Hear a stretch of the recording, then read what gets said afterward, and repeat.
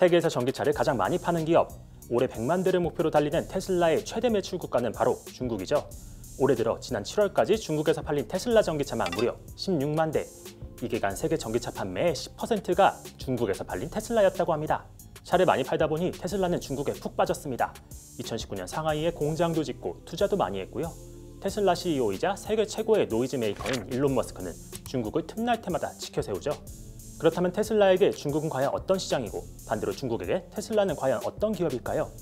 외국 기업들이 추풍낙엽처럼 쓰러지는 중국에서 테슬라는 어쩌다 그 많은 자국 전기차 기업을 제치고 1위가 됐을까요?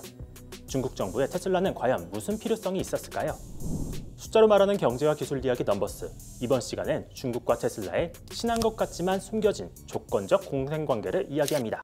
테슬라에게 중국은 미국만큼이나 중요한 국가입니다. 단순히 차만 파는 것뿐 아니라 중국 상하이에 26만 평에 달하는 거대한 공장 기가팩토리 3를 세웠어요. 이는 미국 외 첫 번째 차량 제조 시설이고요. 여기에 올해 데이터 센터와 R&D 센터도 만들어 운영할 예정이라고 해요.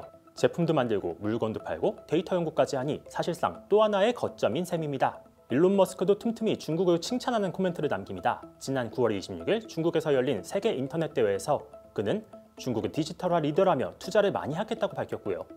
또 지난 9월 17일에도 중국이 주최하는 세계 신에너지차 회의에 중국 자동차 업체들이 소프트웨어에 강점이 있다고 칭찬했죠. 일각에선 일론 머스크가 중국을 너무 띄워주는 것 아니냐고 비판합니다. 하지만 테슬라가 중국에서 얻는 걸 생각하면 이 정도는 어찌 보면 당연하다 싶습니다. 아닌 게 아니라 중국은 테슬라에게 최고의 시장입니다. 중국 상위 4개 전기차 기업 중 테슬라를 빼면 전부 자국 기업인데요. 시장 점유율을 보면 테슬라는 10%대 중반으로 늘 1, 2위를 오갑니다. 테슬라가 올해 판 전기차가 총 38만 6천 대였는데요. 이 가운데 중국에서 판 게 16만 대니 거의 절반에 달했습니다. 지난해 미국에서 팔린 전기차 중 80%인 20만 대가 테슬라 차였는데요. 중국에서만 반년 만에 거의 이만큼 팔아준 겁니다. 제가 일론 머스크라도 중국은 좋아할 것 같아요. 세계 스마트폰 1위인 삼성도 중국에선 기를 못 쓰고 있잖아요. 또 투자계의 큰손 손정희 소프트뱅크 회장도 규제 리스크를 예측할 수 없다라면서 중국 투자 중단을 선언했죠. 그만큼 될 놈은 될, 안 될 놈은 안 될이 뚜렷한 곳인데 테슬라는 중국에서 될 놈인 겁니다. 근데 그러다 보니 중국 정부가 때려도 테슬라는 웃고 있을 수밖에 없어요. 지난 2월 중국 사정당국 5개 기관이 테슬라 경영진과 면담했고요. 또 3월엔 국내 테슬라 차량 주행을 아예 막아버렸다고 해요. 중국 내 자율주행 데이터는 군사 데이터와도 직결되니 이에 대한 유출을 사전에 막는 차원인 거죠. 평소에 일론 머스크라면 트위터에서 뭐라도 말했을 텐데 잠잠했던 그는 최근 공개석상에서 고개를 납작 수그립니다. 모든 데이터를 현지화하고 있고 모든 개인 신상 정보는 해외로 유출되지 않는다 라고 말한 거죠. 아닌 게 아니라 현재 중국에선 알리바바나 디디 추신, 메이투안 등 플랫폼 기업들이 정부의 규제로 최악의 위기를 겪고 있습니다. 이미 중국에 많은 돈을 뿌려놓은 테슬라로선 자칫 규제 리스크로 사업을 그르치기 싫을 겁니다. 테슬라는 다음 기가팩토리를 유럽과 미국, 인도 등으로 다변화하기로 했는데요. 이는 중국에 편중될 수 없다는 의지의 반영으로도 해석됩니다. 그런데 이런 물음표도 떠오릅니다. 테슬라가 중국을 좋아하는 건 이해하겠는데 중국은 왜 테슬라를 좋아할까요? 테슬라가 2019년 중국에 기가 상하이를 지을 때 중국 은행들은 테슬라에 역대 최저 수준의 이자로 3조 원을 대출해줍니다. 그해 테슬라의 전 차종은 중국 신에너지 면세 차량에 포함돼 부가가치세 10%를 면제받고요. 일론 머스크도 그에 화답해 앞으로 테슬라가 내놓을 다른 차량은 모두 중국에서 생산할 것이며 중국은 테슬라의 가장 중요한 생산기지가 될 것이라고 강조했죠. 중국이 이처럼 테슬라를 밀어준 건 자국의 전기차 산업 때문입니다. 전기차는 자동차 산업에서 가장 상위에 위치해 있고요. 그 아래에는 배터리와 파워트레인 등 전장 부품 산업과도 연계되는 지점이 많습니다.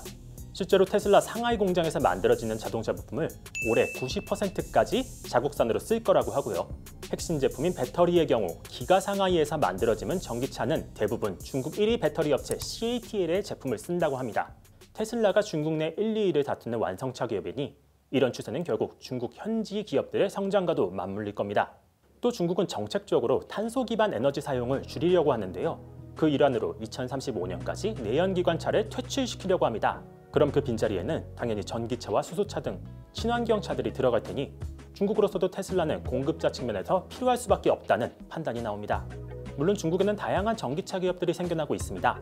기존 대기업인 상해 GM이나 상하이 자동차도 있고요. 여기에 BYD나 니오, 샤오펑, 리오토 등 스타트업들도 생겨나고 있죠.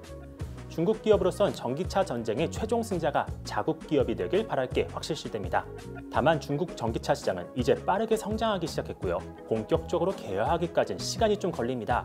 또 테슬라로서도 일단 중국에서 돈을 벌어야만 인도 같은 잠재력 있는 나라로 빠르게 진출할 기반을 마련하게 될 겁니다. 전기차를 둘러싼 중국과 테슬라의 공생관계가 좀 이해되셨나요?